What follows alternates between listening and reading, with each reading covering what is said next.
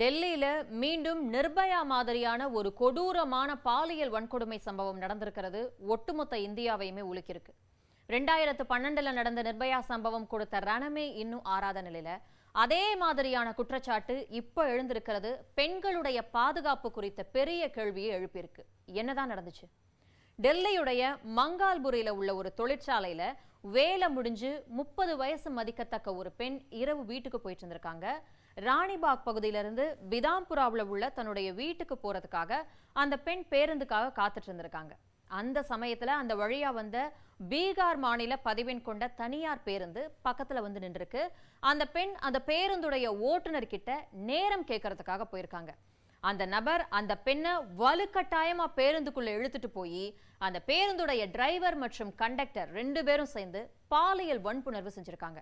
கிட்டத்தட்ட 7 கிலோமீட்டர் தூரம் ஓடும் பேருந்துக்குள்ளேயே இந்த கொடூர சம்பவம் நிகழ்ந்திருக்கு.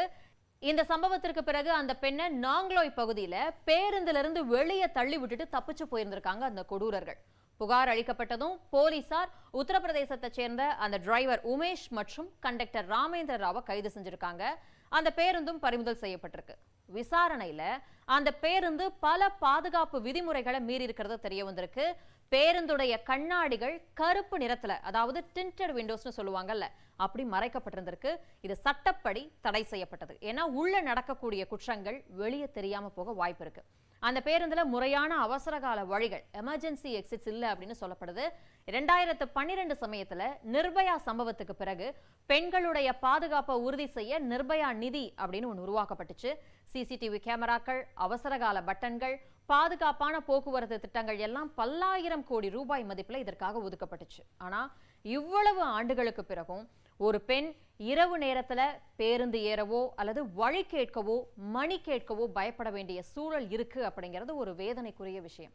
தேசிய குற்ற ஆவண காப்பகத்துடைய தரவுகளின்படி 2024 மட்டும் இந்தியா முழுவதும் பெண்களுக்கு எதிராக 4.4 லட்சத்திற்கும் அதிகமான குற்றங்கள் பதிவாயிருக்கு. டெல்லியில மட்டும் அந்த குறிப்பிட்ட காலகட்டத்துல பெண்களுக்கு எதிராக 13,396 குற்றங்கள் பதிவாயிருக்கு. அதுல 1058 பாலியல் பலாத்கார வழக்குகள் பதிவாயிருக்கு. ஒவ்வொரு முறை இது போன்ற ஒரு கொடூர சம்பவம் நடக்கும் போதும் புதிய சட்டங்கள் போடப்படுது, நிதி ஒதுக்கப்படுது, தலைவர்கள், அரசியல் தலைவர்கள் பெண்களுடைய பாதுகாப்பை பத்தி பேசுறாங்க. ஆனா இன்னைக்கும் ஒரு சராசரி இந்திய பெண் வெளியில போகும்போது தன்னுடைய பாதுகாப்புக்கு எந்தவித உத்தரவாதமும் இல்லாம தான் போயிட்டு வரக்கூடிய அவல நிலை தொடர்ந்துகிட்டு இருக்கு.